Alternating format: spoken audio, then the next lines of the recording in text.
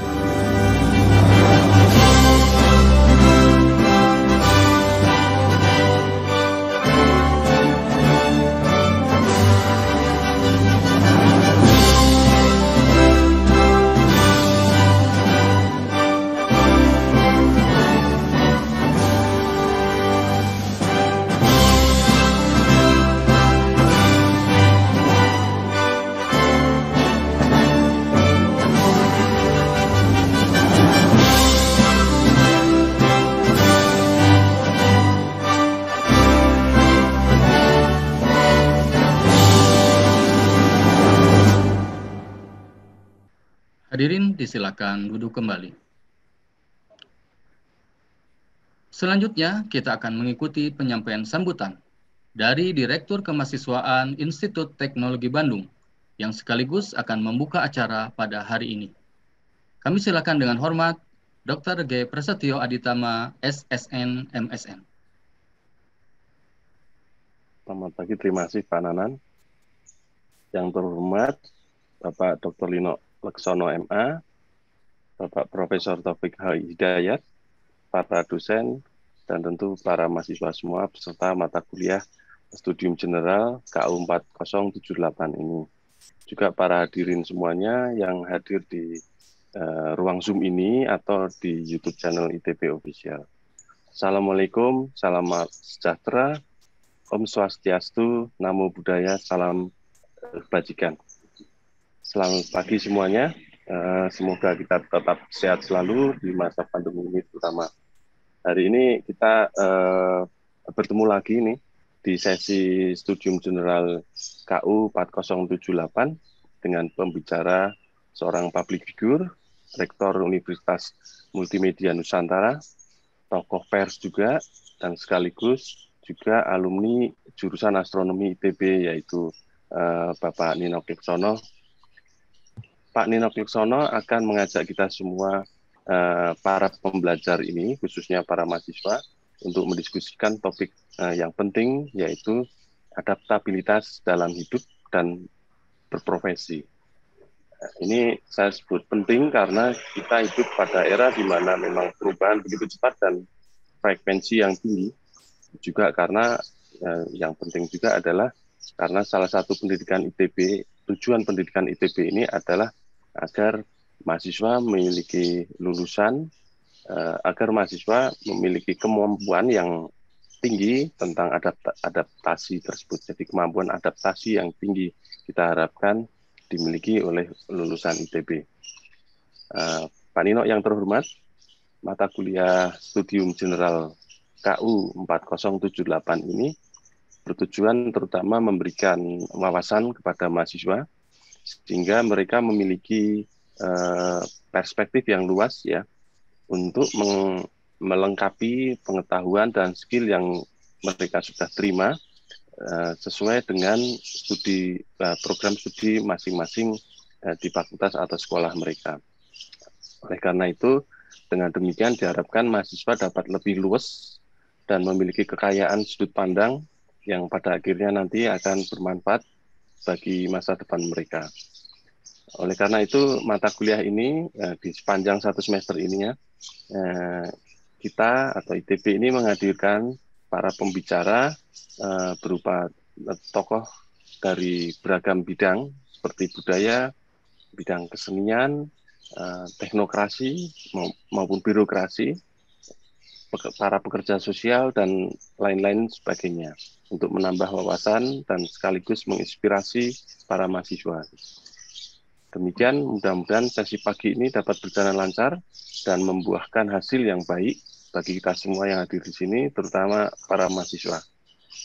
Baik, demikian sambutan singkat ini. Sekali lagi kami mengucapkan terima kasih kepada Bapak Nino Laksono dan Bapak Taufik Hidayat yang nanti akan memoderatori acara ini karena sudah berkenan hadir di acara ini. Selanjutnya, untuk menutup sambutan singkat saya, dengan ini secara resmi saya menyatakan bahwa sesi kuliah Studium General KU 4078 dengan tema adaptabilitas dalam hidup dan profesi secara resmi dibuka. Terima kasih. Wassalamualaikum warahmatullahi wabarakatuh. Waalaikumsalam. Hadirin yang kami hormati, berikutnya kita akan simak bersama Studium Generale yang akan disampaikan oleh Redaktor Senior Kompas dan juga Rektor Universitas Multimedia Nusantara, Dr. Ninok Laksono, MA, dengan topik adaptabilitas dalam perjalanan hidup dan profesi. Sesi ini akan dipandu oleh moderator, yaitu Guru Besar Fakultas Matematika dan Ilmu Pengetahuan Alam Institut Teknologi Bandung. Kepada Profesor Taufik Hidayat, kami silakan. Baik, terima kasih. Kita akan segera memulai acara ini, namun sebelumnya perkenankan saya akan memperkenalkan ya, secara ringkas. Saya akan mulai dulu dengan ucapan selamat pagi, salam sejahtera untuk kita semua. Selamat pagi, wassalamualaikum warahmatullahi wabarakatuh. Yang terhormat tamu kita, Dr. Nino Laksono, lalu Pak Pras sebagai Direktur Kemahasiswaan, lalu Bapak Ibu dosen yang mendampingi kuliah ini, dan juga para mahasiswa ITB yang sangat kita banggakan ya. Jadi hari ini kita mendapat kehormatan tamu yang juga alumni ITB ya, tadi sudah disebutkan Pak Nino Laksono. Dr. Nino Laksono ini kita kenal sebagai redaktur senior harian Kompas ya, redaktur senior harian Kompas, dan saat ini beliau sedang mendapatkan amanah untuk menjadi rektor Universitas Multimedia Nusantara yang sudah dilaksanakan sejak bulan Maret tahun 2011. Saya ingin sedikit memperkenalkan beliau ya, dari CV-nya sangat panjang, jadi saya hanya menyebut beberapa bagian saja. Saya mulai dari pendidikan beliau. Nah, beliau ini jurusan astronomi, kuliah di jurusan astronomi FMIPA ITB, ya, lulus tahun 1981. Dan kemudian melanjutkan studi di Department of War Studies, King's College, University of London, lulus tahun 1989 di S2-nya, dan kemudian pernah menjadi research student di London School of Economics tahun 89 sampai dengan tahun 1990, dan akhirnya menyelesaikan studi doktoralnya di bidang ilmu politik Universitas Indonesia tahun 1992. Ya. Dr. Nino Laksono pernah menjadi staf pengajar tidak tetap di ITB, lalu menjadi wartawan Kompas dari tahun 81 sampai sekarang ya, dan juga pernah menjadi pengajar tidak tetap di jurusan Hubungan Internasional FISIP UI sampai dengan tahun 2013. Kemudian keanggotaan profesional menjadi anggota Dewan Riset Nasional dari tahun 99 sampai dengan 2011, menjadi anggota International Institute for Strategic Studies London sejak tahun 86, kemudian menjadi Komite Inovasi Nasional yang didirikan oleh dibentuk oleh Presiden SBY pada waktu itu ya, tahun 2010 sampai tahun 2014, dan juga anggota Dewan Pendidikan Tinggi DPT serta anggota pengurus Pusat Asosiasi Ilmu Politik Indonesia. Nah, berbagai penghargaan pernah diterima beliau, nih antara lain Sarwono Prawiro Harjolipi ya untuk memajukan sains, Dewan Pers UNESCO Awards tahun 2009 untuk memajukan kebebasan pers, dan berbagai penghargaan yang lain. Nah, minat utama Pak Nino ini adalah sains dan teknologi, penerbangan, masalah kemiliteran, atau teknologi, pertahanan, musik klasik. Seingat saya, Pak Nino pernah menjadi ketua unit musik klasik di ITB ya, dan juga penulis atau pemain seni tradisi, wayang orang, dan ketoprak sebagai anggota pendiri Paguyuban Ketoprak Adi Budaya dari tahun 2011. Nah, saya rasa akan terlampau menghabiskan waktu kalau disebutkan semuanya. Saya akan segera undang Pak Nino untuk memulai paparannya. Baik, saya persilakan Pak Nino. Terima kasih Profesor Taufik Hidayat yang saya hormati. Dan saya hormati Direktur Kemahasiswaan ITB, Bapak Prasetyo Aditama.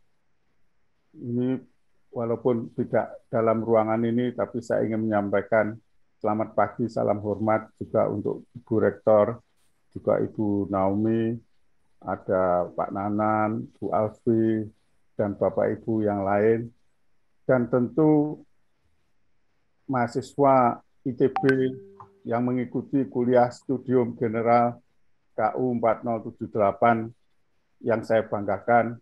Assalamualaikum warahmatullahi wabarakatuh. Shalom. Om Swastiastu, Namo Buddhaya, salam kebajikan, dan tentu saja sehat selalu. Selamat pagi dan salam sejahtera untuk kita semua. Saya pertama tentu merasa terhormat, bangga, dan terima kasih telah diundang untuk mengisi sesi studium general pada pagi hari ini. Dulu saya juga mengikuti studium general di ruang 9024 itu kalau ruangannya masih ada, dan selalu ya studium general itu memberi semacam oase ya setelah kuliah-kuliah dalam bidang kita sendiri itu ada sesuatu yang berbeda. Nah, saya ketika ditanya apa ini topiknya yang cocok. Nah, kalau ilmu itu ilmu ini saya mana yang mau dipilih. Kalau yang sekarang itu ilmu yang paling saya jalani dan seiring dengan profesi tentu ilmu komunikasi, tetapi tidak sesederhana itu. Jadi saya mengangkat topik adaptabilitas. Saya tidak mengajak mahasiswa ITB untuk percaya dengan teori Darwin mengenai survival ya, mengenai survival. Tapi saya kira ini penting karena zamannya zaman yang penuh perubahan, zamannya zaman yang penuh dengan goncangan, disrupsi ya, dan zamannya itu diliputi oleh ketidakpastian. Saya ingin mengajak mahasiswa ITB untuk kembali menengok ramalan-ramalan tahun 2019, 2020. Apakah ada di antara ramalan itu yang menyebut akan datangnya wabah?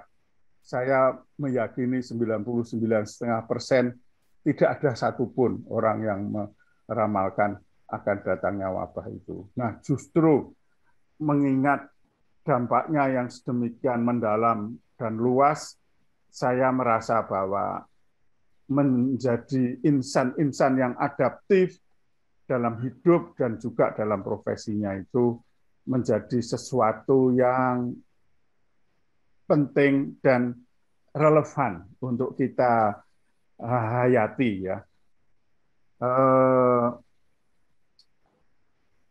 Untuk memperjelas dan membuat runut kuliah ini, saya ya ini gabungan antara hidup ya, antara profesi tapi juga ada refleksinya. Nah, ada refleksinya. Jadi silahkan slide-nya bisa dimulai dengan slide yang pertama. Nah, saya ingin mengajak mahasiswa ITB untuk mensyukuri berkah dulu, ya, karena menjadi mahasiswa dan lebih-lebih menjadi mahasiswa ITB itu satu berkah, satu anugerah, ya. Kalau dilihat secara statistiknya, ya, mahasiswa itu di dalam populasi Indonesia itu elit, jumlahnya hanya 7,3 juta saja pada tahun 2020. Mahasiswa negeri 2,9 juta, mahasiswa swasta 4,4 juta. Nah, itu merupakan hasil pengerucutan dari lulusan SD yang jumlahnya 25,5 juta, lalu SMP 10 juta, lalu SMA ini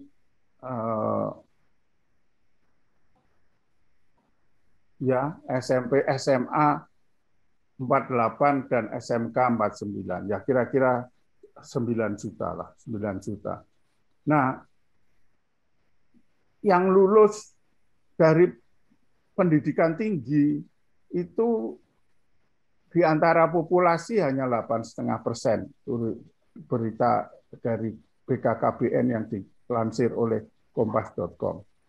Jadi secara umum peta ke-SDM-an di Indonesia itu 65% berpendidikan lebih rendah dari SMP. Rata-rata pendidikan 8,5 tahun. Jadi itu kan kelas 2 ya. Nah, jadi kalau dari sisi ijazah berarti ya tenaga SDM itu hanya lulusan SD. Nah, itu jadi itulah tantangan yang patut kita sebut karena kita itu banyak mewacanakan bonus demografi. Bonus itu artinya mendapatkan berkat, mendapatkan keunggulan, mendapatkan keistimewaan ya. Tapi kok modalnya itu tipis ya, lulusannya SD. Jadi dan ini tingkat kecerdasan anak Indonesia nomor 7, peringkat 72 dari 78 negara. Jadi saya berpesan, saya mengajak mahasiswa ITB untuk mensyukuri berkah tersebut supaya tidak lupa ya, tidak lupa bahwa ada privilege. Nah, silahkan dilanjutkan slide-nya.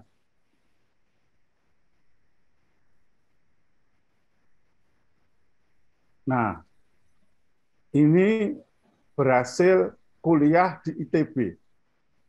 Itu saya itu meminjam slogan untuk astronom. Astronom itu the happy few. Orang sedikit yang berbahagia. Mudah-mudahan Profesor Taufik sepakat dengan slogan itu. Jadi mahasiswa ITB itu tetap juga disebut privilege few. Orang sedikit yang mendapatkan keistimewaan, kelebihan. Tentu membuatnya bangga status sebagai mahasiswa, tapi banggaan itu disertai dengan tanggung jawab seperti peribahasa bahasa Prancis itu noblesse oblige. Mereka yang mendapat kehormatan itu memikul kewajiban, ya, memikul kewajiban. Nah, sekarang saya ingin bercerita sedikit tentang perjalanan saya dan mengapa lalu adaptabilitas itu menjadi relevan. Silahkan diteruskan. Nah, saya ketika memasuki ITB itu ada di era di mana ilmu teknik atau engineering itu begitu menjadi primadona. Saya juga tergoda, saya juga ingin merasa bahwa wah saya ingin menjadi insinyur atau menjadi ilmu paling pintar, paling hebat zaman itu, paling di ini itu adalah jurusan elektro. Kalau memasuki sains, apalagi astronomi itu kayaknya di luar opsi orang muda, ya, di luar opsi. Ditanyakan apa ada masa depannya. mau bekerja di mana. Lapangan kerja terbatas itu kalau pada waktu itu dipersepsikan apakah mau menjadi semata mau jadi dosen saja di ITB sendiri itu pun juga tidak banyak ya. Bekerja ya bisa di planetarium, di LAPAN, di BMG ya, BMKG sekarang. Jadi tapi saya lanjutkan saya karena waktu itu terpanggil lah. Walaupun saya harus mengakui bahwa dari sejak SMA saya suka pergi ke laut tengah malam itu untuk melihat langit ya, apa namanya, ada romantisme di sana itu. Nah, tapi itu zaman dulu. Ketika zaman sudah berubah, itu geofisika meteorologi begitu dibutuhkan ketika perubahan cuaca ya, perubahan iklim, pemanasan global. Ilmu astronomi itu ya ada banyak kebutuhan yang membuat lulusan itu menjadi lebih banyak ya daripada zaman saya yang hanya 3 orang ya. Nah, apalagi ilmu biologi ya, dalam hal ini seperti virologi itu di zaman pandemi itu membuat vaksin, mengetahui varian-varian baru virus itu. Nah, di zaman ekonomi kreatif, ilmu desain komunikasi visual itu juga menjadi bintangnya. Jadi sudah bergeser dari ilmu engineering. Silahkan diteruskan slide-nya. Nah, tapi toh saya ingin bercerita sedikitnya, ada Profesor Taufik, nanti saya tidak berani banyak-banyak, tapi apa namanya, saya itu terpesona jujur sampai sekarang itu ingin menjadi saja lah, apa namanya, amatir, ingin menjadi pemerhati, tapi angan-angan itu pergi ke masa depan bumi, di mana 1 miliar tahun lagi ketika matahari itu meninggalkan deret utama menjadi memasuki evolusi bintang raksasa, itu bumi itu kepanasan. Dia itu pemandangan bukit, ngarai, lembah yang indah itu sudah tidak akan ada, karena bumi itu akan lumer bentuknya bulat saja, tidak ada indah-indahnya. Lalu oleh perubahan momentum sudut ya, bulan itu menjauh dari matahari, dari bumi, sehingga sudah garis tengah diameter sudutnya tidak sama lagi dengan diameter sudut matahari di langit, bulannya menjadi lebih kecil, lama-lama tidak ada gerhana matahari total. Lalu zaman saya itu juga lagi hot-hotnya bintang hantu, tapi waktu itu bintang hantunya atau black hole itu yang kecil-kecil, yang semasa matahari ya. Tapi sekarang itu bintang hantunya itu sudah supermasif di pusat-pusat galaksi. Lalu pemandangan tentang pemahaman tentang alam semesta itu kita menyebutnya sekarang itu universe. Ternyata semakin diyakini bahwa apa namanya alam semesta itu tidak tunggal. Jadi itu masih banyak, walaupun saya sudah lama meninggalkan astronomi, tapi saya masih terpesona dengan ilmu-ilmu. Jadi keyakinan saya astronomi itu masalahnya banyak masalah fisika, tapi solusinya perlu matematika. Saya mungkin dikoreksi Pak Taufik kalau ada yang keliru dulu, almarhum Profesor Winardi Sutantio itu kalau persamaan bintang itu perlu 7 persamaan, 3 persamaan diferensial, 4 persamaan matematika. Nah, itu di astronomi dulu juga ada orang yang berkarir, lulusan yang berkarir di cabang observasi, dan juga ada yang bekerja di. Saya senang, tapi jujur juga tidak mengaku tidak terlalu berbakat. Ya, jadi ya nilainya yang A itu yang waktu pengantar astronomi, pengantar astrofisika, yang kalau yang kosmologi yang apa itu ya nilainya biasa saja. Tapi saya ketika lulus merasa bangga karena disiapkan 2 beasiswa untuk melanjutkan jejak Pak Winardi di dalam studi closed binary system dan juga ditawarkan oleh almarhum. Dua-duanya almarhum, Dr. Yorga Ibrahim dan Profesor Winardi Sutantio, itu untuk belajar di Belanda atau di Perancis. Silahkan, saya memilih waktu itu. Silahkan diteruskan slide-nya. Nah, ini dulu yang gambar yang kiri itu kalau belajar bintang ganda yang dekat itu di mana sistem yang satu bintang yang masif padat seperti bintang neutron, yang lain bintang besar ya. Dan itu saking kuatnya itu terjadi transfer massa. Nah, tugas akhir saya itu dulu menghitung itu limit Ross-Loop itu ya. Jadi ya ada satu kondisi bagaimana masa depan bintang ganda dekat itu. Kalau yang di kanan itu di Observatorium Boscha itu ada teropong Schmidt namanya, itu dipakai untuk mempelajari struktur galaksi dan khususnya galaksi Bima Sakti atau Milky Way, galaksi kita yang kalau melihat rasi Sagittarius itu kita melihat pusat galaksi tersebut. Silahkan diteruskan. Nah, jadi saya ingin menegaskan bahwa mendudukkan bahwa ilmu teknik dan sains itu berjalan seiring ya. Kalau memotret kondisi negara sekarang ini di mana Pak Presiden itu gencar membangun infrastruktur, membuat jalan tol, membuat bendungan, membuat bangunan-bangunan sipil yang lain, itu tentu teknik sipil tetap menjadi arus utama. Lalu ketika Indonesia ingin menjadi pusat industri mobil listrik, teknik elektro dan teknik mesin juga harus menjadi orang muda, walaupun kalau mobil listrik itu mesinnya menjadi lebih simpel.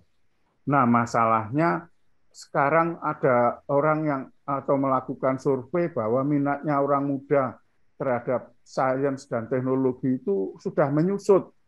Yang ilmu teknik itu tinggal 10%, itu pun yang soft teknologi ya, sistem informasi begitu. Yang menggarap teknik mesin itu menjadi jarang. Dan itu juga merisaukan bahwa sejak masa saya dulu itu alumni ITB yang bergerak di dalam engineering, membuat mesin, berkiprah di dalam inovasi-inovasi dan rekayasa teknik itu kurang. Nah, ini yang berminat terhadap sains juga tinggal 5% katanya. Mudah-mudahan adanya pandemi itu banyak orang kembali menoleh sains. Walaupun gelombang anti-sains memang juga membesar. Nah, kesadaran terhadap ilmu-ilmu baru itu juga muncul ketika banyak informasi tentang letusan gunung api dan Indonesia ada di Ring of Fire dengan 129 atau 130 gunung berapi, sehingga ilmu vulkanologi itu juga harus menjadi perhatian generasi muda. Lalu Indonesia menjadi pertemuan 3 lempeng utama dunia, yaitu Eurasia, Indo-Australia, dan lempeng Pasifik, itu membuat geologi lebih penting dari masa-masa sebelumnya. Lalu perubahan iklim, pemanasan global, orang mau tidak mau mempelajari meteorologi. Dan ketika dunia terancam wabah, dan ini bukan wabah corona, itu bukan yang terakhir, dan rekayasa genetika, virologi itu juga harus menjadi. Jadi sekarang sudah tidak seperti tahun 70 di mana perhatian orang muda itu terlalu jomplang, sangat memuja engineering, tapi melupakan sains. Dan ini sekarang keadaannya sudah terpapar di depan mata kita seperti itu. Silakan diteruskan. Nah, jadi inilah pencerahan bagi orang muda Indonesia bahwa ada ilmu-ilmu yang penting untuk dikuasai. Jadi dalam keanekaragaman hayati, Indonesia itu juga yang paling hebat. Dalam ilmu vulkanologi, Indonesia adalah laboratorium yang paling utama di dunia setelah Jepang. Jadi ya, mudah-mudahan walaupun sekarang sudah mungkin sudah memilih program studi, tetapi berilah apresiasi terhadap ilmu-ilmu lain yang relevan bagi bangsanya. Silahkan terus.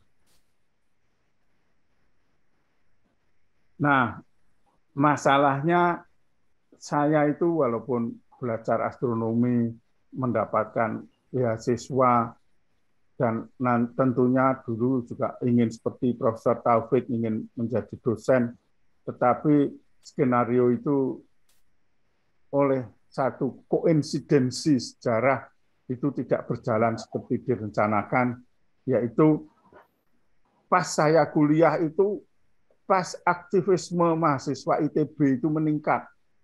Tahun 77 itu ada tokoh nasional sekarang ini itu ya, itu yang mempelopori GAK, itu gerakan anti kebodohan. Lalu tahun 78 masang poster di jalan masuk di kampus itu, Ganesha itu besar-besar menolak pencalonan kembali Presiden Soeharto dalam sidang umum MPR tahun 78. Lalu kampus pun diduduki oleh militer sebanyak 2 kali. Saya menjadi saksi dua-duanya karena nginep di kampus. Di laboratorium fisika itu, zaman itu ada almarhum Pak Hartono itu yang memiliki laboratorium elektronika yang dipakai untuk. Lalu pagi-pagi jam 5 itu saya mengendap-endap menghadap ke arah Jalan Taman Sari melihat militer siap-siap memasuki kampus. Nah, Himastron itu himpunan yang kecil ya, anggotanya kurang dari 20 pada saat itu, tapi toh tetap punya hak suara sama dengan himpunan besar ya. Jadi ya tetap ketuanya himpunan, saya pada waktu itu ikut menandatangani petisi mahasiswa. Nah, semua akibatnya setelah kampus masih diduduki sampai 1 semester lebih itu semua ketua himpunan yang tanda tangan petisi diperiksa di Laksosda itu di jalan Rio itu masuk itu. Jadi ujian pegawai negeri saya lalu terhambat. Pada saat itu salah satu yang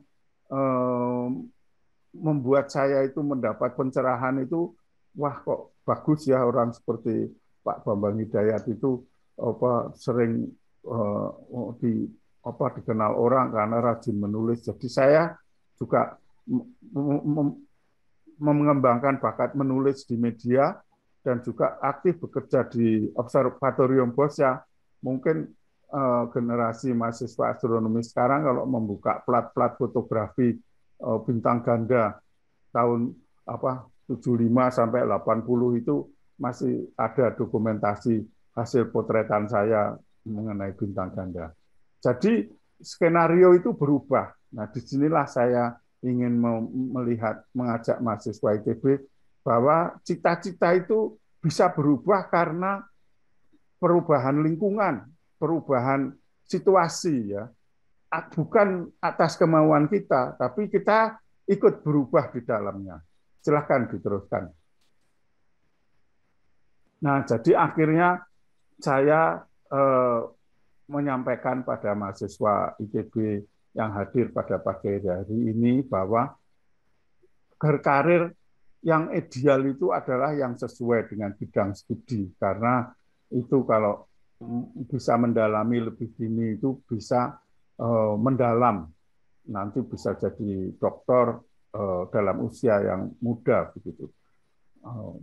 Tapi saya akhirnya memilih ketika ada konferensi regional astronomi Asia Pasifik di ITB tahun 81, itu saya didekati oleh redaktur senior Kompas pada waktu itu, sudah bagaimana Nino keadaan, wah ini belum tahu Mas, kabar status pegawai negeri belum jelas, saya masih menjadi dosen tidak tetap di jurusan saja itu, mengajar astrofisika. Lalu akhirnya saya diterima, akhirnya udahlah jadi koresponden dulu di Bandung tahun November 1991. Tapi akhirnya tahun 82 memutuskan sudahlah saya mau menjadi wartawan profesional saja. Dan pada waktu itu menjadi wartawan dengan genre baru, karena pada waktu itu menjadi wartawan itu kuliah di jurusan ilkom atau publisistik zaman itu. Tapi sekarang mulai saya itu wartawan disiapkan dulu bidangnya apa, mau jadi wartawan hukum, wartawan ekonomi, karena masyarakat sudah lebih pandai sehingga membutuhkan. Kalau dari jurusan publisistik ngajari ekonomi sulit, perlu waktu lama. Nah, saya itu menekuni reportase iptek ya. Kantor saya itu banyak, selain kantor Kompas itu ya BPPT jadi kantor, Pelipi jadi kantor, Lapan, semua ketuanya, semua kepalanya saya kenal semua, sampai Direktur Jenderal Batan, Pak Profesor Baikuni pada waktu itu, yang putranya juga seangkatan dengan saya, itu juga saya kenal baik. Silahkan diteruskan. Nah, dalam perkembangan jurnalistik saya itu, salah satu yang menarik pada waktu itu adalah teknologi militer, karena memang isu-isu pertahanan, isu militer itu menjadi penting ketika Uni Soviet pada waktu itu sedang memodernisasi rudal nuklir, ya, peluru kendali nuklir di Eropa, dan Fakta Pertahanan Atlantik Utara itu merespon aksi Uni Soviet tersebut. Jadi ketika ada kesempatan untuk studi lanjut, saya mengambil bidang studi perang, War Studies, ya, War Studies di King's College, lalu sampai mendapat gelar MA. Saya sebetulnya ingin melanjutkan sampai S3 di LSI, tapi saya tiap kali pimpinan di kantor menyatakan kapan Mas Nino pulang begitu. Lalu akhirnya ya sudahlah, sekolah bisa di mana saja. Jadi saya tuntaskan S3 itu di FISIP UI. Ya. Tapi yang penting saya menjalankan semua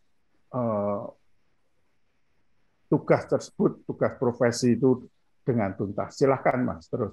Ya, gitu. Nah, inilah rudal SS-20 yang mengancam Eropa, yang kiri, dan yang kanan itu rudalnya apa namanya. Lalu juga komitmen dengan mendalami teknologi militer itu menimbulkan satu passion ya, mengenai perdamaian, mengenai ancaman perang nuklir. Silahkan diteruskan, Mas. Nah, ini saksi bahwa saya mengunjungi monumen Hiroshima, monumen bom atom Hiroshima, ya. Itu di mana sebuah gedung hanya tinggal rangka-rangkanya saja karena strukturnya yang lain terkelupas. Jadi komitmen itu menjalani profesi itu lalu menghayati, ya. Silakan terus, Mas. Meliput dengan sepenuh hati. Jadi saya Indonesia pada saat itu mengembangkan industri strategis, ya. Ada IPTN, ada Pindad yang membuat senapan, membuat panser, ada PT PAI membuat kapal patroli, kapal perang, ya. Lalu berbagai peristiwa saya menjadi saksinya lah. Antara lain melihat penerbangan perdana pesawat CN-235 juga N-250 bersama Presiden Soeharto. Lalu ya di luar negeri ketika belajar ya mengunjungi markas besar NATO di Brussels, melihat perang di Inggris dan mengunjungi kapal induk Amerika. Dan juga bertemu dengan Presiden dan Kepala Panglima TNI, Kepala Staf Angkatan, karena saya juga menjadi redaktur majalah Angkasa. Silakan terus. Nah, inilah salah satu tonggak yang sebetulnya mahasiswa ITB juga punya share, ya, karena saat CN-235 itu desainernya itu mahasiswa teknik penerbangan itu dari jurusan mesin, ya. Ada tokoh namanya Profesor Utario Diran yang dulu waktu itu mengembangkan, lalu artinya berpuncak dalam penguasaan teknologi ini. Nah, ini sayang bahwa sekarang ini pesawat N-250 itu menghuni Museum Dirgantara di Yogyakarta, ya. Tapi ya sudahlah, pokoknya kita memetik pengalaman dari hal ini. Silakan terus, Mas. Nah, ini di antara presiden-presiden Indonesia 6 yang saya temui itu Pak Presiden Habibie tentu khusus karena sangat banyak mengajari masalah teknologi ya, teknologi untuk pembangunan, teknologi maju dan teknologi aeronautik yang sebetulnya diperlukan oleh Indonesia. Silakan Mas terus. Nah ini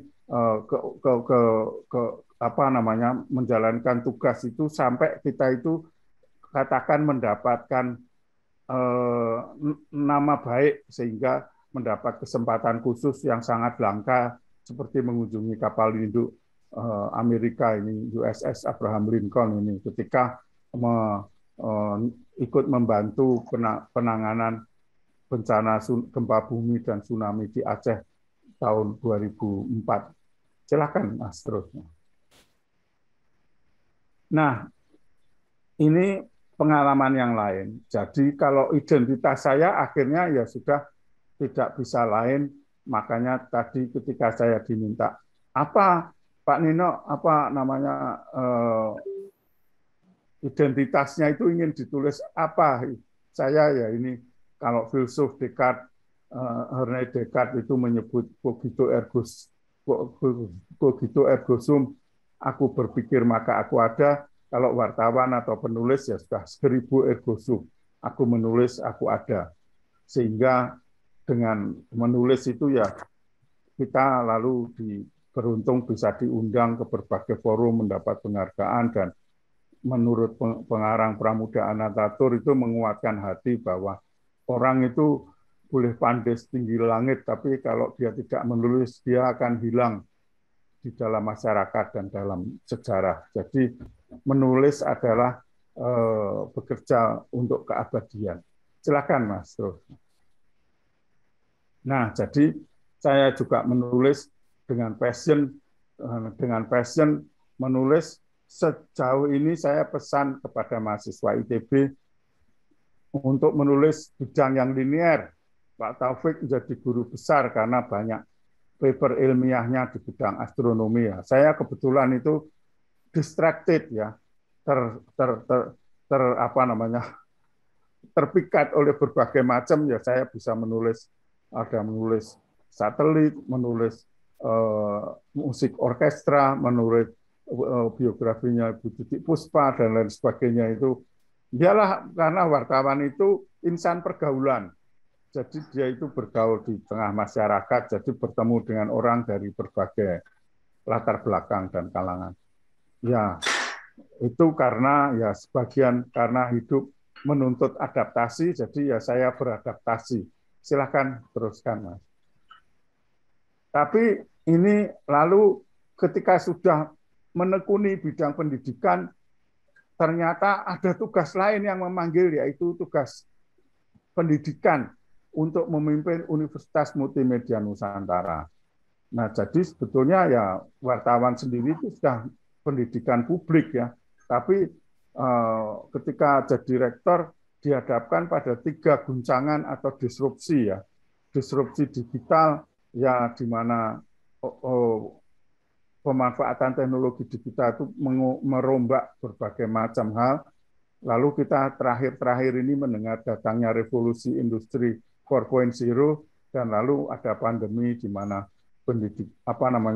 pendidikan jarak jauh, adanya introduksi teknologi baru itu menjadi tidak terelakkan. Silakan sedikit lagi Mas terus.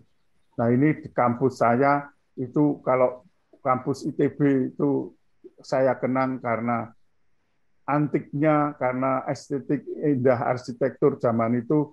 Kampus saya itu kayak banyak bangunannya kayak telur dinosaurus.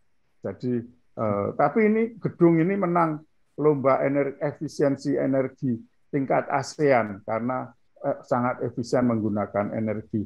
Jadi dihitung dengan matematik, teknik fisika, sehingga kalau kurang cahaya enggak perlu lampu, kalau panas enggak perlu AC, dan daur ulangnya bagus sekali. Silakan Mas terus. Nah, tren pendidikan ini juga penting untuk diketahui karena adanya pendidikan itu selaras ya. Dulu zaman saya muda itu Menteri Wardiman Jayanegara itu memperkenalkan program Link and Match.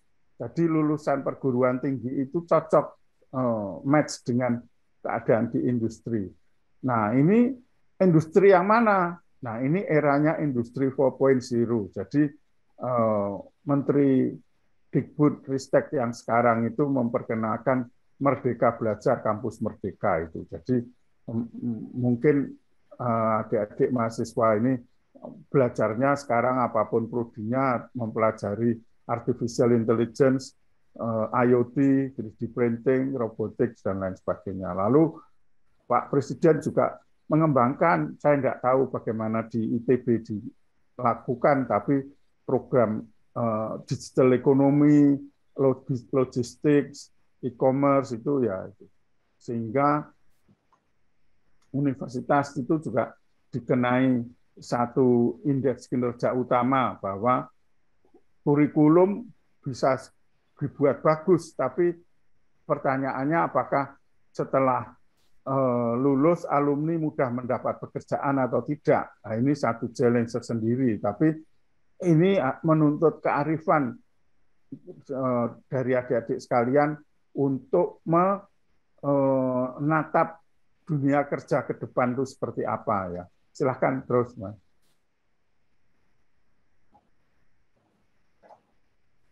Nah, tren lapangan kerja itu kami sebetulnya sebelum ini bangga karena bisa menyebut bahwa wisudawan itu 90% sudah punya diterima pekerjaan ya ketika lulus. Tapi berikutnya tren itu berubah.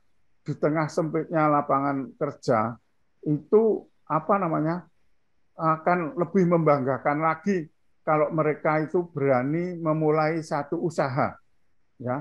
Dan sekarang banyak orang muda yang memang berani mengambil jalur untuk mendirikan perusahaan rintisan atau startup. Dan universitas memang mendorong orang muda untuk memiliki jiwa entrepreneurship, ya, menjadi entrepreneur, menjadi technopreneur. Walaupun ini juga jalan yang tidak mudah, tapi sekarang banyak universitas seperti di tempat saya itu ada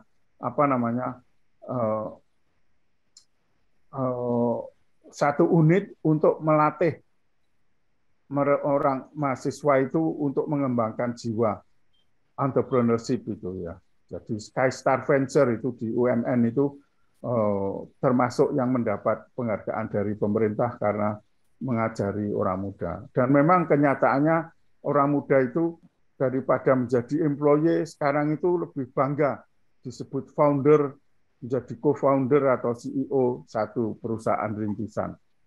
Nah, dan ternyata di lingkungan korporasi sendiri itu melihat kompetensi itu lebih utama daripada ijazahnya dari mana. Dan disinilah sebetulnya yang tadi di depan saya sebut singgung di dalam pendidikan itu terjadi disrupsi ya, di mana bagaimana ini ketika perusahaan itu kok kurang memandang ijazah tapi sertifikat keahliannya itu apa, kompetensinya apa.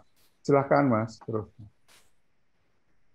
Nah, ini saya mengenang kembali bahwa di tahun 80-an itu ada buku namanya The Third Wave ya, gelombang ketiga yang ditulis oleh futuris Alvin Toffler, bahwa gelombang ketiga itu akan didominasi oleh telekomunikasi dan pengolahan data, bioteknologi dan rekayasa genetika, penerbangan dan eksplorasi antariksa dengan mikroelektronik sebagai teknologi pilarnya.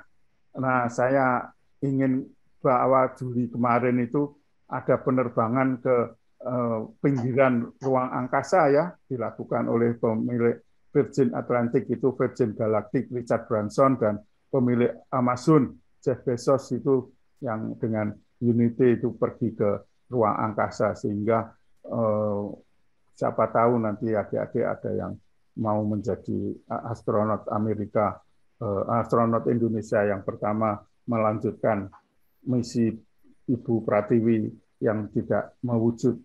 Nah, dulu teknologi informasi dan belum disebut ICT sebelum ada internet itu hanya support, ini menjadi pilar.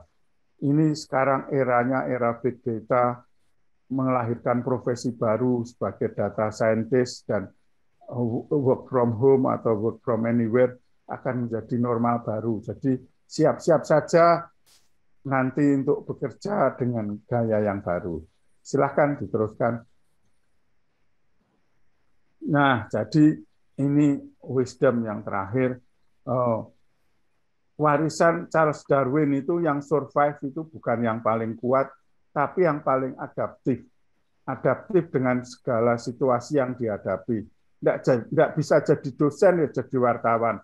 Nah, ternyata setelah menekuni jadi wartawan, malah suruh memimpin universitas. Ya, jadi ya sudah, saya jalani dengan ikhlas ya. Tidak usah khawatir jika rencana hidup tidak mewujud seperti diinginkan. Jadi gunakanlah terutama pendidikan termasuk di ITB sekarang ini untuk lebih mengasah logika ya.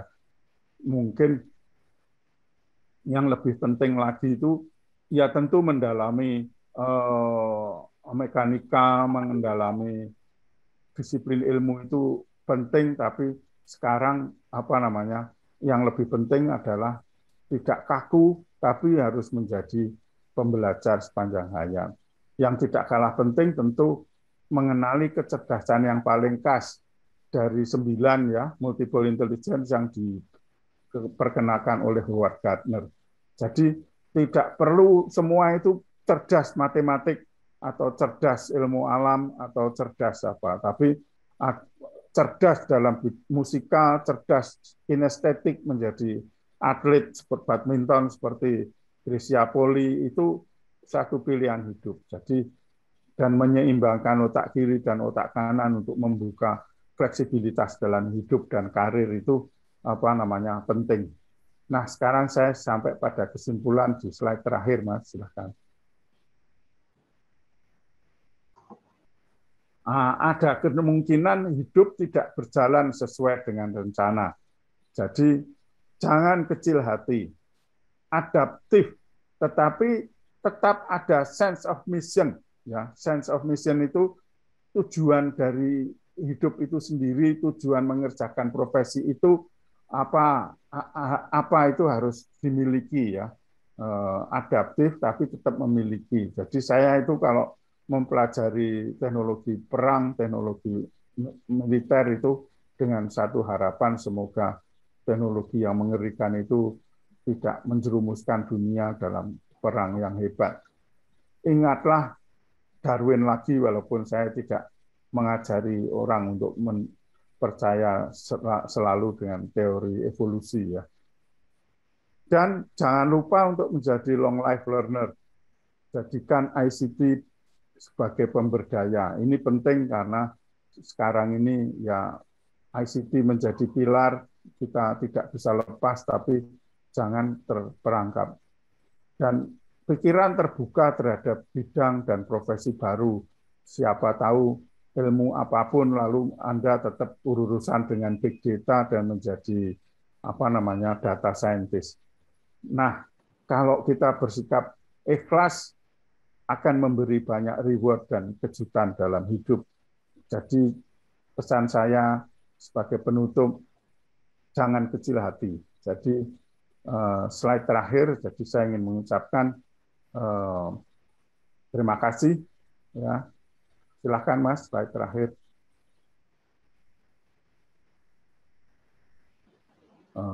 Ini kejutan yang dimaksud, yaitu ya bahwa aksidental tapi penuh dengan surprise. Tiba-tiba bisa bertemu dengan Presiden Amerika, tiba-tiba bisa menikmati penerbangan supersonik Concorde, punyanya British Airways dan Air France. Jadi saya kira hidup itu penuh dengan kejutan dan bersiaplah kalau Anda bekerja dengan serius, semua kejutan dalam hidup itu akan ini dengan yang kiri dengan Presiden Bush yang senior ya. Terima kasih. Jadi terakhir saya ingin mengucapkan terima kasih. Nah, ini yang tidak boleh dilupakan sebagai alumnus itu ya lumayan Jadi sehingga Profesor Kadarsa, Pak Rektor kemarin memberikan penghargaan kepada saya bersama antara lain Pak Sambudu. Jadi terima kasih untuk perhatian adik-adik, atas perhatian. Terima kasih Profesor Taufik sudah memandu diskusi dan terima kasih kepada Bapak Ibu pimpinan ITB untuk memberikan kesempatan saya untuk berbagi pengalaman dengan mahasiswa ITB. Wassalamualaikum warahmatullahi wabarakatuh. Om Santi Santi Om. Baik, terima kasih Pak Nino atas paparannya yang begitu inspiratif ya. Jadi ini pesan yang sangat penting ya untuk kita maknai bahwa tidak ada yang tidak berubah ya, semuanya berubah. Sekarang kita melihat situasi seperti ini dibandingkan dengan masa-masa Pak Nino sebagai mahasiswa ITB, saya sendiri juga pernah menjadi mahasiswa ITB, dan dibandingkan dengan sekarang tentu perubahan itu luar biasa besarnya. Dan tentu saja perubahan itu akan terus terjadi. Nah, tapi yang sangat penting adalah bagaimana kita mampu beradaptasi dengan perubahan itu dan tetap mendapatkan sesuatu yang selalu lebih dan lebih lagi. Ya. Dan saya rasa pengalaman yang telah didapatkan oleh Pak Nino sepanjang karirnya bukan main ya, hal-hal yang tidak banyak orang bisa mendapatkan capaian-capaian semacam itu. Nah, sekarang kita masuk ke dalam sesi tanya jawab. Jadi kita akan menerima pertanyaan-pertanyaan ya. Saya akan buka sesi. Jadi pertanyaan boleh disampaikan melalui kolom chat atau bisa juga kita coba pertanyaan secara interaktif ya. Secara langsung mungkin secara langsung boleh kita coba. Ini sudah ada 2, 3 bahkan, waduh cukup banyak. Jadi saya buka 3 orang penanya pertama dulu ya, agar apa namanya tidak terlalu panjang begitu. Jadi saya harap cukup singkat, padat dan jelas ya. Baik, saya mulai dulu dari ini yang bernama Devi 121-18073. Saya persilahkan menyampaikan pertanyaannya.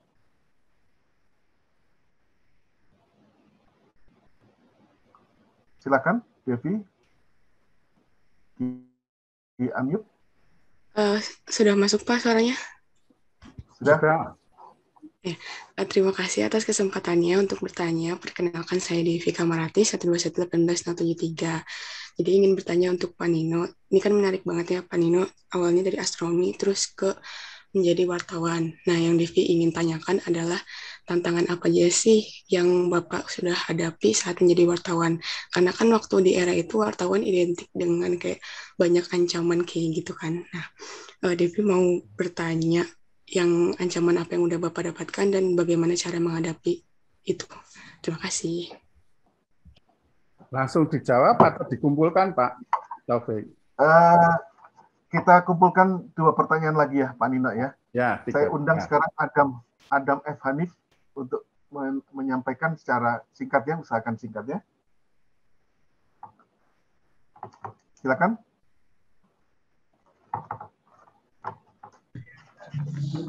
Seperti saya dulu ya. Ya selamat pagi Pak. Terima kasih kesempatannya. Perkenalkan saya Stefanus Gunawan dari Teknik Sipil 2020. K05 izin bertanya ya. Untuk dapat beradaptasi ini kan harus itu ya, tahu tujuan dan tentunya diperlukan visi hidup yang jelas gitu ya. Dan menurut Bapak nih, apabila seorang merasa belum punya visi hidup gitu ya, apa yang perlu dilakukan dan apakah ada tools yang dapat digunakan untuk membantunya? Karena visi hidup ini kan juga dibentuk ya dan melalui proses yang panjang gitu, bukan ditemukan gitu. Oke, itu saya. Terima kasih Pak. Ya. Oke, berikutnya ke Adam Hanif. Saya persilakan. Ya Pak, terima kasih. Saya mau ini Pak, izin bertanya. Kan Pak Nino ini ya apa namanya dari astronomi kemudian beralih ke jurnalistik gitu ya, jurnalisme. Ingin bertanya aja sih, kira-kira bagaimana caranya gitu, bagaimana tips and triknya ketika kita pindah dari suatu lingkungan ke lingkungan baru gitu ya, lingkungan kerja yang baru yang pasti budayanya berbeda gitu loh di astronomi dan di jurnalisme. bagaimana tips and triknya agar kita bisa mengeluarkan potensi penuh dari diri kita di lingkungan baru itu. Ya, Pak, terima kasih. Terima kasih. Baik, terima kasih. Pertanyaan-pertanyaan menarik. Jadi langsung ke Pak Nino, saya persilakan. Baik, ini untuk menampung sebanyak mungkin pertanyaan, saya jadi tentu kalau didongengkan panjang, tapi saya jawab secara praktis ya, ringkas. Jadi dari Mbak Devi menjadi wartawan saat itu banyak ancaman. Sampai sekarang itu juga masih banyak ancaman sebetulnya dari wartawan itu. Jadi indeks kemerdekaan pers Indonesia itu kalah dengan Malaysia. Loh, padahal kita tahu di Malaysia itu persnya tidak bebas. Tapi mengapa kok Indonesia kalah indeks kemerdekaan persnya? Karena di Indonesia itu ada wartawan yang sering dicelakakan, cemplungin ke laut, atau disiksa, atau dikenai tindak kekerasan. Jadi apalagi ya wartawan semasa Orde Baru ya, zaman saya dulu itu tapi lulus. Jadi ibaratnya ya pers Indonesia itu lulus ini karena mempelajari trik ya, dan kebetulan saya bekerja di Kompas itu ada almarhum Pak Yakob Utama, itu jurnalisme itu prinsipnya itu mengkritik tapi with understanding. Jadi ngeritik tapi tidak membuat yang dikritik itu sakit hati. Ngeritik itu ada triknya. Kritik itu yang dikritik tidak sakit hati, tidak merasa dipermalukan, tidak merasa dipojokkan. Nah, itu dipraktekkan oleh wartawan sehingga selamatlah. Jadi kurang lebih itu. Lalu dari Stefanus itu adaptasi hidup mengenai pergantian itu, apakah adaptasi itu bisa ada toolsnya? Toolsnya sama seperti pembelajar dalam hidup. Satu, ada banyak buku tentang how to, buku-buku petunjuk praktis tentang menjalin. Tapi yang paling penting, paling utama itu adalah mengembangkan skill komunikasi. Saya pesan kepada adik-adik mahasiswa untuk supaya selain mendalami bidang, itu mendalami ilmu komunikasi. Dan di dalam multiple intelligence Howard Gardner itu, komunikasi itu ada dua, yaitu intrapersonal communication skill dan dua interpersonal communication intelligence, ya, kecerdasan komunikasi intrapersonal itu mengenali berbicara dengan diri sendiri, apakah saya sedang stres, apakah saya sedang enggak mood, begitu. Jadi bagaimana mengatasinya. Tapi kalau interpersonal itu dengan insan-insan lain. Nah, jadi itu selain diperoleh dari buku, diperoleh dari pergaulan, dan juga bertanya pada para senior, mengamati bagaimana cara berkomunikasi ya. Jadi dengan berbekal ilmu itu Anda akan bisa di mana harus berkata-kata yang baik, berpikiran baik, dan bagaimana menempatkan diri. Itu saya kira kuncinya. Dari Adam Hanif, dari astronomi ke jurnalisme, apa challenge-nya? Nah, itu tadi. Jadi bahwa belajar di ITB itu yang paling penting selain ilmunya itu adalah mengasah logikanya. Jadi berpikir runtun dan menulis runtun, itulah yang akan menolong, membimbing kita untuk menekuni bidang-bidang baru ya. Jadi semoga itu menjawab pertanyaan. Begitu Prof. Taufik ya. Baik, sebelum kita lanjutkan ke pertanyaan yang secara langsung ya, mohon bersabar. Ini saya akan bacakan dulu 3 pertanyaan dari kolom chat. Langsung saya bacakan untuk Pak Nino ya. Selamat pagi Pak, perkenalkan saya Agung Limowa dari Teknik Pertambangan. Terima kasih atas pemaparannya. Saya ingin bertanya, tentunya adaptasi bukanlah hal yang mudah. Menurut Bapak, bagaimana kita dapat mengetahui kapan harus terus beradaptasi dan kapan harus berhenti dan mencoba hal baru? Itu pertanyaan pertama, Pak Nino. Yang kedua adalah, perkenalkan saya Davira Ramadhani, 13318058. Saya ingin bertanya di kesimpulan Bapak membahas adaptif tapi tetap sense of mission.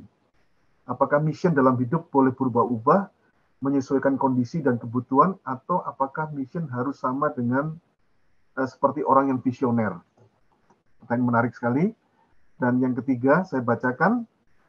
Perkenalkan, saya Tiara dari Teknik Informatika. Terima kasih atas pemaparannya. Saya ingin bertanya, Pak, jika kita berkarir pada bidang yang berbeda dengan yang sudah kita pelajari di kuliah, apakah ada tips untuk mengejar ketertinggalan pengetahuan kita mengenai teori-teori yang harus kita ketahui di bidang tersebut? Terima kasih sebelumnya. Itu dulu, Pak Nino. Saya bacakan tadi 3 pertanyaan. Terima kasih, Pak Prof. Taufik. Jadi, acara itu berhasil, acara itu sukses, bukan karena pembicaranya itu pinter. Acara sukses kalau yang bertanya itu juga sama pinternya. Ya, juga, pertanyaannya bagus-bagus. Ini jadi saya senang. Jadi, pertama dari Mas Agung Imova. Jadi adaptasi itu apakah terus-menerus atau pada satu titik harus berhenti? Ya memang orang hidup itu bersiap untuk menerima challenge demi challenge ya. Kita tidak tahu apakah kita sepanjang hayat itu harus beradaptasi dengan lingkungan baru. Tapi ya tidak ada salahnya untuk itu. Tapi kalau bisa, kita itu kan supaya berhenti beradaptasi itu kan berarti mentoleransi ya, toleran terhadap challenge yang ada. Misalnya bekerja di sini, waduh gajinya baik, tapi lingkungan kerjanya kurang itu. Nah, ke sana lingkungan kerjanya agak rame, tapi gajinya kurang tinggi apa-apa. Pada satu saat ditemukan satu balance, satu keseimbangan yang menurut Anda itu ideal, cukup nyaman, membuat hidup comfortable, sehingga Anda tidak memiliki tuntutan yang lain, atau Anda merasa cukup nyaman dengan itu, sehingga disitulah mungkin Anda itu bisa berhenti dan mendalami, menekuni apa yang Anda kerjakan. Nah, dari Devira, itu sense of mission itu berubah. Sense of mission itu yang penting daripada bidangnya, itu yang lebih penting lagi adalah mendidik diri sendiri untuk menjadi excellent dalam hal apapun yang kita kerjakan. Nah, disitulah yang penting. Nah, jadi kalau with a sense of mission itu ya misalnya saya menjadi wartawan itu, saya sekarang ya udah mengerti lah ilmu jurnalistik itu udah menjadi wartawan utama Dewan Pers, sehingga ya ilmu kewartawanan itu sudah berhasil. Lah kalau bidangnya itu ya saya sudah diserahkan. Kalau bidang mengenai astronomi dan antariksa, saya udah punya junior itu, Mas Said Wahyudi itu lulusan astronomi juga, yang sekarang juga bisa nulis macam-macam kayak saya juga.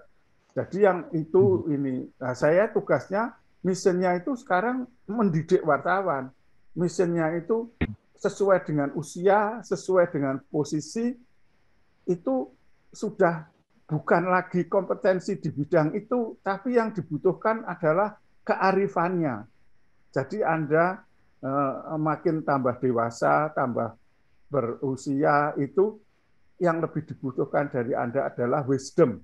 Yang dibutuhkan dari Anda adalah pengayoman, ya, melindungi, menjadi patron. Nah, itu yang menjadi itu.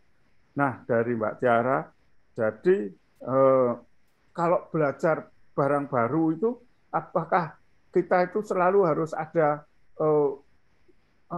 mengejar ketinggalan ya, mengejar ketinggalan katanya idiom yang keliru ya, ketinggalan tidak untuk dikejar tapi untuk ditanggulangi. Tapi oke, jadi kita mesti ada, biasalah itu sekarang itu kalau menempuh pendidikan yang baru itu ada matrikulasi, ada penyetaraan, begitu itu di dalam pendidikan itu yang belum ini ya. Kalau S2-nya itu dulu sekolah S3 itu kita selalu ada metodologi riset, ya, metodologi riset, terus filsafat ilmu pengetahuan. Nah, itu selalu diberikan basic-basic yang kita belum ngerti. Tapi selebihnya diserahkan kepada kita untuk menjadi dreams to pursue, ya, untuk menjadi impian-impian yang perlu kita kejar untuk demi karir kita. Saya kira itu, Prof. Taufik. Ya, baik. Terima kasih Pak Nino. Sekarang saya undang lagi secara interaktif, ya. Saya lihat yang sudah angkat tangan di sini. Saya panggil Alusius Vincent. Saya persilakan, singkat ya. Ya baik, terima kasih. Perkenalkan, saya Alusius Vincent dari jurusan Aktuaria 2020. Saya ingin bertanya, dengan perubahan zaman kan sering ada bidang-bidang pekerjaan yang terancam gitu, seperti misalnya di zaman teknologi yang makin maju, bidang akuntansi misalnya terancam digantikan oleh komputer. Kalau menurut Bapak, bagaimana kalau misalnya saya dulu menganggap bidang itu aman, tapi ternyata selama berubahnya zaman, bidang saya terancam. Apa yang sebaiknya saya lakukan? Apakah saya menambah pengetahuan di bidang lain, atau dua bidang sama sekali, atau saya tetap menekuni bidang saya tapi mendapatkan ilmu baru sehingga saya tidak semudah itu digantikan oleh komputer. Terima kasih, Pak. Baik. Lanjut dulu ke Maria Heli. Silakan. Oke, makasih Pak untuk kesempatannya. Perkenalkan, saya Maria Kelly dari Teknik Informatika 2020. Tadi pada saat awal-awal Bapak ada bilang soal privilege gitu Pak. Nah, gimana caranya supaya privilege itu enggak menjadi bumerang bagi kita? Soalnya kalau misalnya di ITB gitu, stereotip untuk anak ITB itu kayak sombong dan individualis gitu Pak. Nah, saya takutnya privilege yang saya dapatkan ini malah membuat saya jadi secara tidak sadar menjadi orang yang seperti itu juga, Pak. Ya. Baik, begitu saja. Makasih, Pak. Terima kasih. Oke, satu lagi ya Pak ya. Saya undang Muhammad Imam Al-Hani. Silakan. Perkenalkan dulu. Ya baik, selamat pagi kepada Bapak Nino. Terima kasih atas pemaparannya. Perkenalkan, nama saya Muhammad Imam Al-Hani dari Teknik Mesin 2018. Saya izin bertanya, di masa kini kan sebetulnya banyak profesi-profesi baru yang seperti kita lihat di sosial media itu ada content creator, YouTuber, dan mungkin hal lainnya yang itu baru dan ternyata bisa jadi menjadikan suatu hal yang meyakinkan. Nah, kami sebagai seorang engineer mungkin yang ingin teguh sebagai lulusan dan profesional engineer itu ingin memiliki hal yang teguh gitu. Kalau lulus ingin menjadi seorang engineer, tapi mungkin bisa terpengaruh terhadap hal-hal tersebut. Bagaimana kita menyikapi dan beradaptasi terhadap pengaruh dari luar tersebut, Pak? Mungkin itu sih. Ya. Terima kasih. Baik. Silakan kalau gitu ke Pak Nino sekarang. Ya, baik. Jadi pertanyaannya juga semakin bagus berkembang. Jadi dari Alusius Vincent, jadi aktuaria, akuntansi akan digantikan oleh komputer. Jadi ya itu sering sekali. Jadi memang ada kemungkinan seperti itu. Jadi ya banyak pekerjaan itu kan seperti teller bank, ya, teller bank. Banyak pekerjaan-pekerjaan yang sekarang apalagi di luar negeri, di Tiongkok, di Jepang itu yang terkenal dengan otomasi ya, dengan robotics begitu itu. Jadi kalau sekarang ada robot suster, robot pelayan, robot apa di restoran apa begitu itu, jadi ya mau tidak mau sekarang diberi atau belajar mengenai satu disiplin, tapi itu tadi tema kuliah saya hari ini itu mengajak generasi muda untuk open minded. Ya, open minded itu bukannya lalu diam, tapi menyiapkan diri. Ini kok gejalanya seperti ini ya, mau digantikan oleh apa? Nah, jadi di kantor-kantor itu sudah mengantisipasi sehingga orang kantornya melakukan namanya retraining sejauh masih bisa ya, reskilling, memberikan skill-skill baru terhadap karyawannya yang dipandang akan digantikan oleh bidang lain itu. Jadi, tapi sekali lagi bottom line-nya satu, menjadi lifelong learner, pembelajar sepanjang hayat, dan open-minded. Mau nerima realita baru itu jangan kecil hati. Saya yakin bahwa kalau kita pikirannya terbuka, menjadi pembelajar sepanjang hayat, perubahan se-ekstrim apapun tetap bisa kita tangkap. Asal ya itu tadi, ya kita mau bersifat adaptif ya. Nah, dari Maria Kelly, ini mengenai privilege. Nah, itu dari sejak zaman dulu jadi mahasiswa ITB itu ya ada unsur itu. Seperti anak saya sekarang lagi menyelesaikan kayak saya dulu itu begitu ini karena sekolah di LSI karena peringkat keempat kelima dunia begitu. Tiap kali itu dia saya bilang jangan terlalu berbangga dengan itu karena sekolah itu ya kalau ada dua, kalau kita itu terlalu bangga dengan institusi tempat kita belajar, itu semakin Anda merasakan beban. Anda makin merasakan beban, ya itu baik ya kalau bisa menjalani. Tapi kan hidup itu tidak 100% akan berjalan seperti direncanakan. Mungkin jangan sampai terjadi, tapi lalu orang tua tidak bisa membiayai untuk selanjutnya. Lalu kita oleh satu sebab dilanda sakit yang menyulitkan kita untuk melanjutkan kuliah gitu. Jadi tetap rendah hati itu tetap dituntut. Jadi wisdom itu, privilege itu kita syukuri, privilege itu boleh membuat kita bangga, tapi hati-hati. Sebelum sampai kita lulus, dilantik oleh Bu Rektor, itu kita masih, keadaannya masih penuh dengan tantangan. Jadi jangan sampai privilege itu, being privilege itu lalu membuat kita itu lengah lalu teledor ya. Jadi jangan sampai mahasiswa ITB itu zaman itu nanti juga susah. Mahasiswi Unpad, mahasiswi Unpar itu ada juga yang berpikiran tengil mahasiswa ITB itu sombong, mungkin pinter tapi ini jadi malah kurang mengembangkan sense of komunikasi. Nanti dapat pacar jadi dari ini teman dekat ya seorang di dekatnya, jadi dia itu kurang mengembangkan pergaulannya karena dianggap sombong ya. Baik, dari Imam, masa kini profesi baru konten kreator, padahal kita itu tadi saya juga menyebut supaya teguh kalau bisa itu bekerja di dalam bidang yang kita tekuni, karena semakin dini kita itu menekuni bidang, itu semakin mudah kita itu memanen. Jadi sekarang banyak orang tua yang sebetulnya tidak menguliahkan. Kalau lihat anaknya itu pintar main piano dari kecil, itu dia tidak menyarankan anaknya untuk sekolah umum.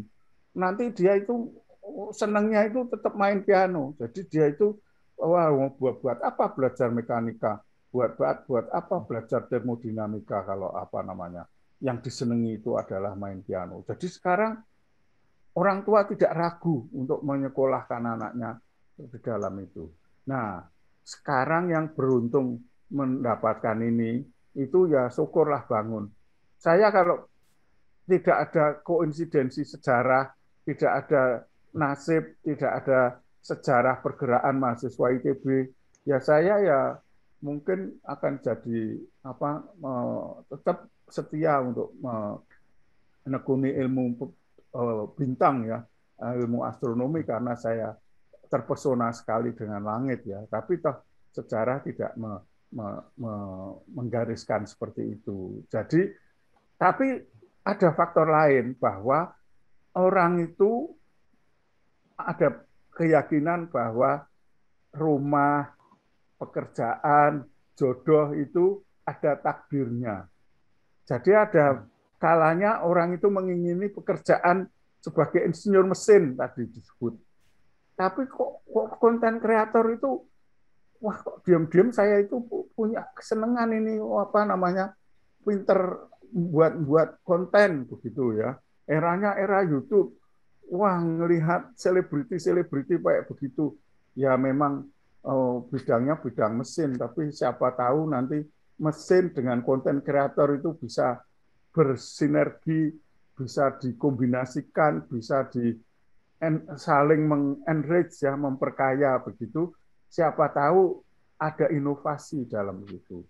Dan lagi mungkin wah nyari pekerjaan di bidang keinsinyuran yang ini agak lama, ini perlu waktu, sementara saya udah cepat perlu pekerjaan.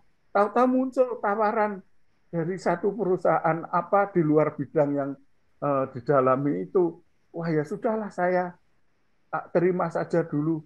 Mula-mula katanya sebagai batu loncatan, tapi kok setelah dijalani sebulan, 2 bulan, setahun, seneng. Jadi ya itu namanya takdir. Jadi di luar perencana, di luar keinginan kita, ada faktor eksternal lain yang somehow bekerja atas hidup kita. Nah, itulah misteri yang saya ingin sampaikan juga pada pagi hari ini. Demikian Pak Taufik. Baik, kita masih punya waktu Pak Nino. Saya lanjutkan dengan pertanyaan dari kolom chat. Saya akan bacakan langsung. Yang pertama pertanyaan dari Teofani.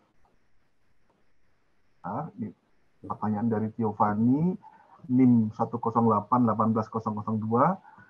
Maaf Pak, saya izin bertanya, kalau saya tidak salah ingat tadi Bapak sempat bilang kalau dari perusahaan sekarang tidak terlalu melihat ijazah, tetapi kemampuan atau sertifikasi. Jika harus memilih salah satu, apakah lebih baik untuk melanjutkan studi setinggi-tingginya, lanjut ke S2 atau S3, atau mengejar sertifikasi yang ada? Terima kasih sebelumnya, Pak. Itu pertanyaan yang pertama. Ya. Yang kedua, dari Raihan, NIM 121-18012. Terima kasih Pak atas penyampaian materinya. Saya ingin bertanya, bagaimana cerita Bapak melatih kemampuan menulis selama hidup Bapak, terutama saat mahasiswa? Cukup singkat pertanyaannya. Ya. Yang ketiga, saya langsung ke pertanyaan dari Holis Roja, dari Teknik Mesin 2018. Terima kasih atas penjelasan yang inspiratif. Saya izin bertanya jika Bapak berkenan menceritakan apa yang meyakinkan Bapak untuk mentoleransi ketidaksesuaian rencana dalam hidup dan menjalaninya dengan ikhlas dan penuh dedikasi. Nah, pertanyaan yang makin sulit ini, Pak. Silakan, ya. Pak Nino. Baik, terima kasih untuk jawabannya. Dari pendidikan tidak ijazah, lalu apakah kejar studi setinggi-tingginya? Jadi begini, jadi nasib atau takdir atau koinsidensi sejarah itu jangan, kita kadang tidak perlu memanggilnya. Dia datang begitu saja. Nah, tapi ada teori lain dalam hidup, yaitu sebaik-baiknya orang yang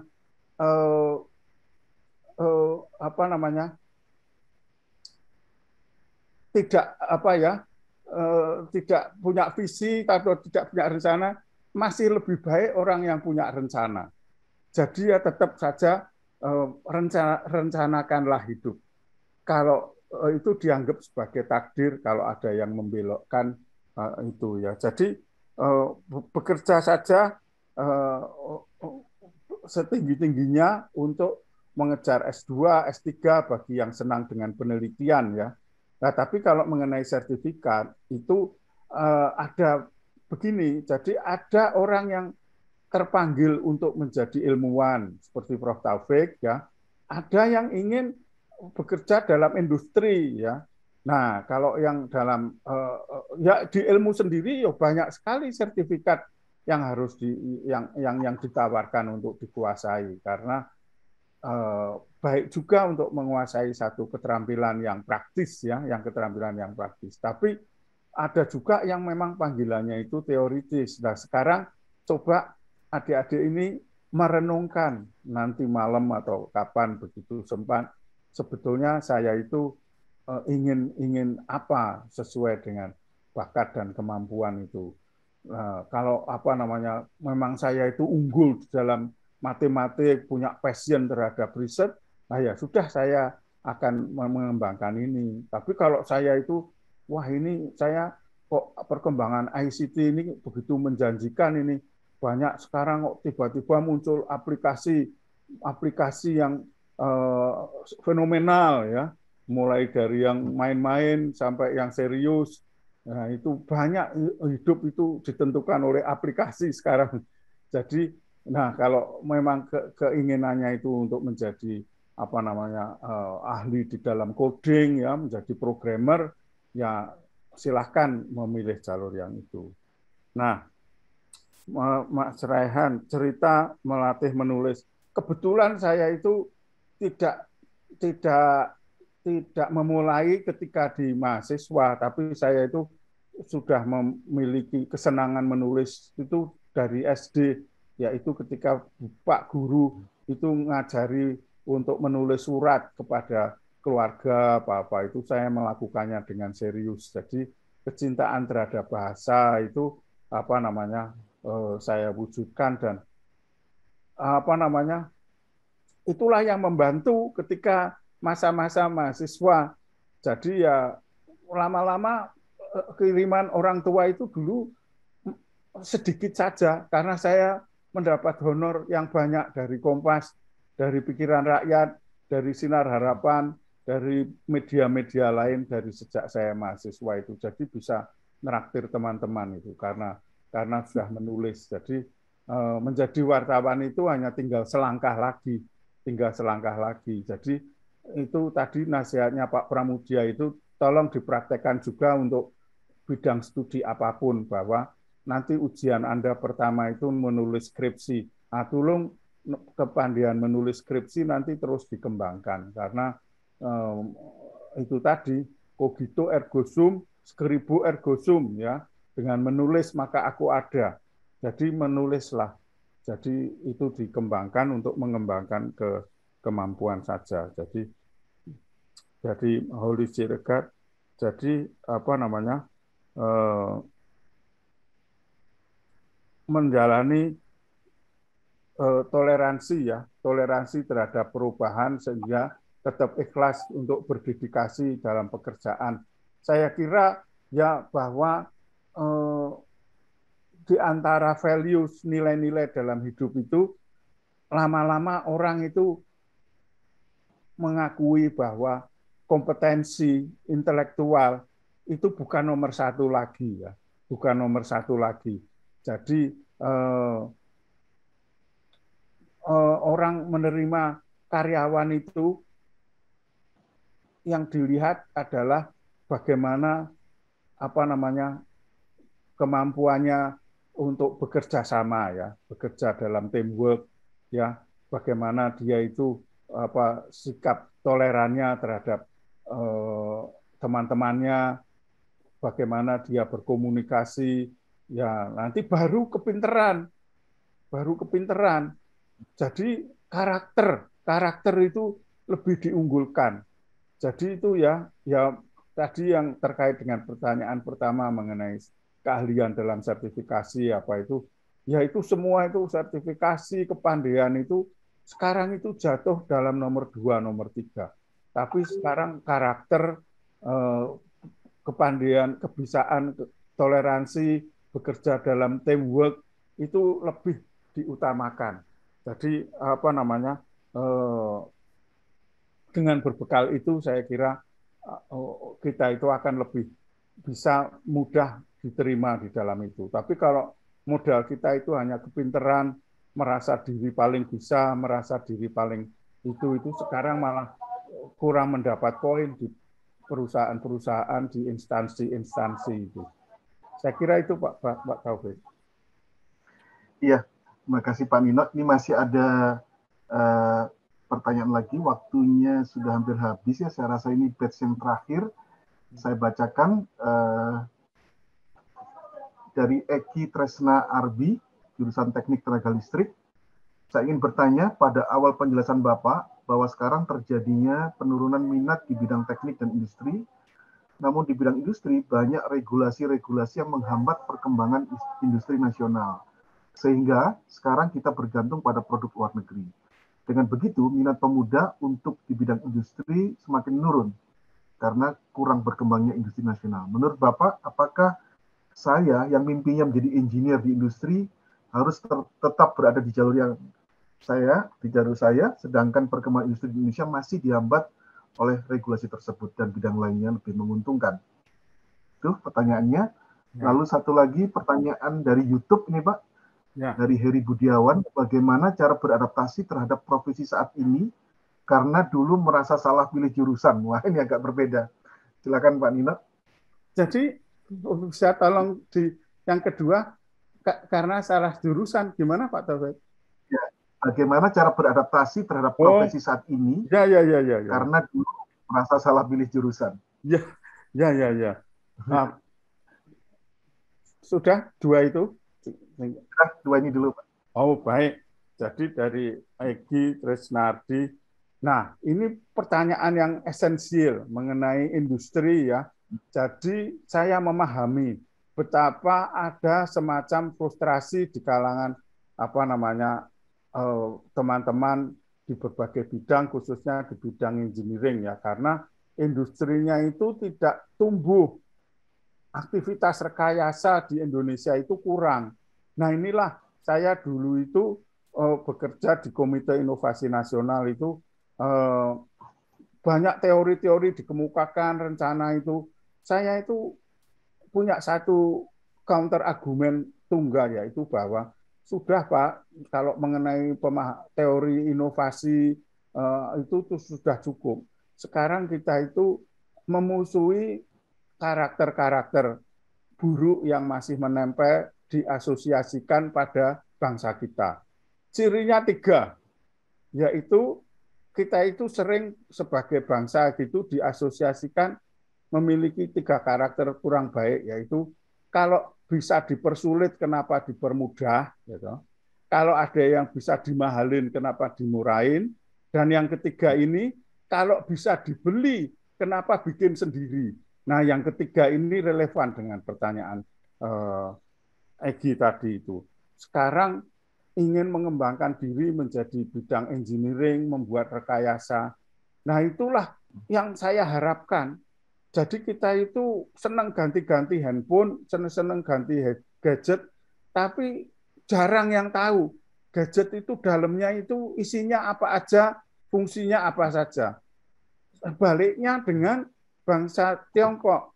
Bangsa Tiongkok itu semua diketahui, semua diinovasi, dioprek begitu.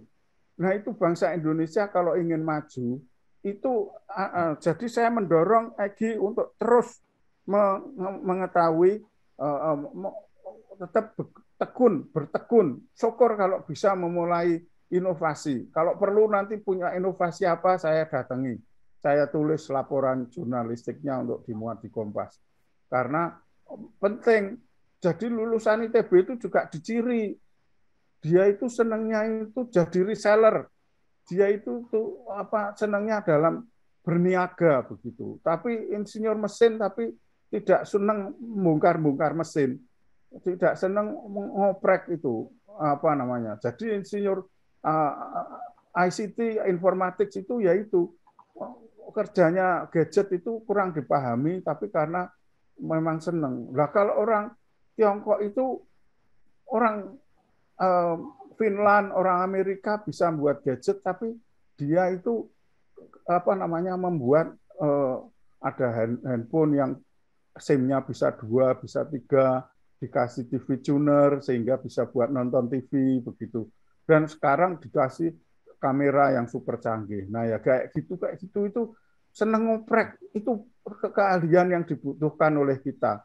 Biarlah nanti jelek dulu, Toyota dulu juga mogok, tapi karena bangsanya seneng produk nasional dibeli rusak, bangsa China sekarang muncul Huawei yang menandingi produk Amerika dan lain sebagainya. Yang ketiga, ini bagaimana beradaptasi karena merasa salah jurusan. Nah, itu jangan kecil hati. Yang salah jurusan itu sebetulnya di Indonesia itu lebih dari 80%. Ya, 80% itu salah jurusan dan akhirnya tidak bekerja di dalam bidang yang sesuai dengan apa yang dipelajari itu. Tetapi kalau merasa salah jurusan itu, yang satu pertama harus diatasi adalah